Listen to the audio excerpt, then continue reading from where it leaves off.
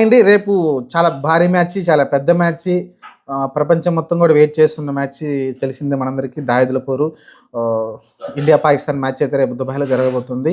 ఇంకా చాలా అందరూ చాలా ఉత్కంఠగా ఎదురు చూస్తూ ఉంటారు. రేపు 2:30 నుంచి అందరూ టీవీలకే తత్తుక్కుపోయి చూస్తారు.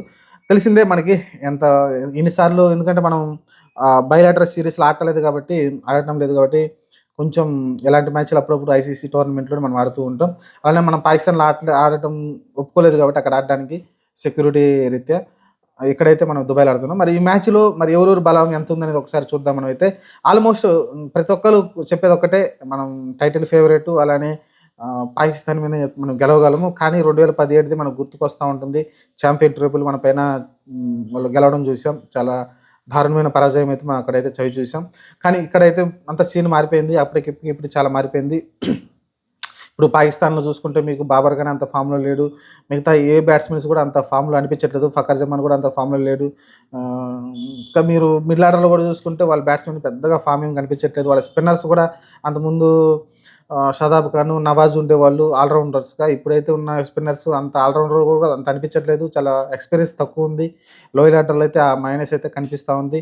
కానీ ఒక్కొక్కటి షహీన్ షా కావచ్చు, నసీం షా కావచ్చు, లేకుంటే షాహీన్ అఫ్రిది కావచ్చు, హరీష్ షరాఫ్ కావచ్చు, వీళ్ళు ముగ్గురు అయితే బౌలింగ్ మటుకు అటాకింగ్ కొంచెం ఇబ్బంది పెడతారు మనల్ని. కానీ మిగతా ఇంకే విషయంలో కూడా అయితే మనకైతే పోటీ లేరు రెండు వాళ్ళు అయితే. ఎందుకంటే మన బ్యాటింగ్ ఆర్డర్ చూసుకుంటే జడేజా 8దో స్థానంలో వస్తున్నాడు, 8దో బ్యాటర్గా వస్తున్నాడు. మీరు అర్థం చేసుకోండి, అంత డెప్త్ అయితే మనకు ఉంది. మనం చెప్పనవసరం లేదు. శుభ్మన్ గిల్ ఎక్స్ట్రాడినరీ ఫామ్లో ఉన్నాడు, మళ్ళీ ఒక సెంచరీ చేయడం చూసాం.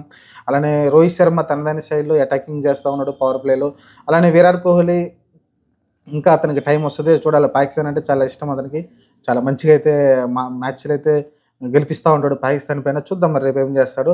ప్రస్తుతానికి అయితే ఇంకా ఆ తర్వాత శ్రేయస్ అయ్యర్ కావచ్చు, మంచి ఫామ్లో కనిపిస్తున్నాడు. కేఎల్ రాహుల్ నిన్న మ్యాచ్ చూసాం, ఫినిషింగ్ చేశాడు మంచిగా, ఒక మంచి 40 చేయడం చూసాం. ఆ తర్వాత మీకు లోయర్ ఆర్డర్లో అక్షర్ పటేల్ కావచ్చు, లేకుంటే హార్దిక్ పాండ్యా కావచ్చు, ఇంకా రవీంద్ర జడేజా. అసలుకి ఈ లైనప్ చూస్తే ఎవరైనా బిత్తరపోవాల్సిందే. కష్టం అసలుకి. పాకిస్తాన్ దరిదాపుల్లో కూడా లేదు. కానీ క్రికెట్ అంటేనే ఒక చెప్పలేం, ఎంత పెద్ద టీం అయినా సరే ఒక టైం బాగాడినప్పుడు ఆఫ్ఘనిస్తాన్ చిన్న టీము, బంగ్లాదేశ్ చిన్న టీంలు కూడా గెలుస్తూ ఉంటాయి. కాబట్టి చూద్దాం మరి రేపైతే. నాకు తెలిసి వాళ్ళ దగ్గర నుంచి ఏమన్నా మనకి ఇబ్బంది కలుగుతుందంటే, పాకిస్తాన్ ఒక స్పిన్నర్ గురించి కొంచెం బాగానే వేస్తున్నాడు ఒక అతనైతే.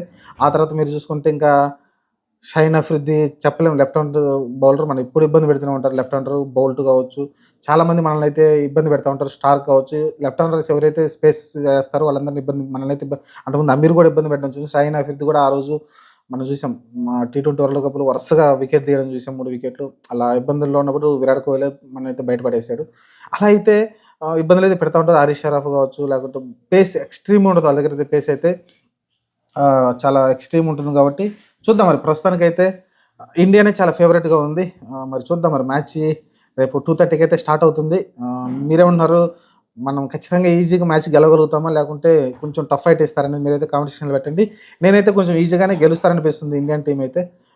షమి కూడా ఫామ్లోకి వచ్చాడు, అలానే హర్షిత్ రాణా కూడా పర్లేదు ఇంప్రెస్ చేస్తున్నాడు.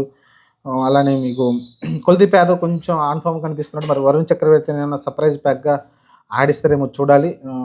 వరుణ్ చక్రవర్తిని అంతకుమించి పెద్ద మార్పులు ఏమి ఉండకపోవచ్చు అనుకున్నాను. As it is same team అయితే మనమైతే ఆడబోతున్నాం. చూద్దాం మరి. ప్రస్తుతానికైతే ఇండియానే ఫేవరెట్గా బరిలో దిగబోతుంది.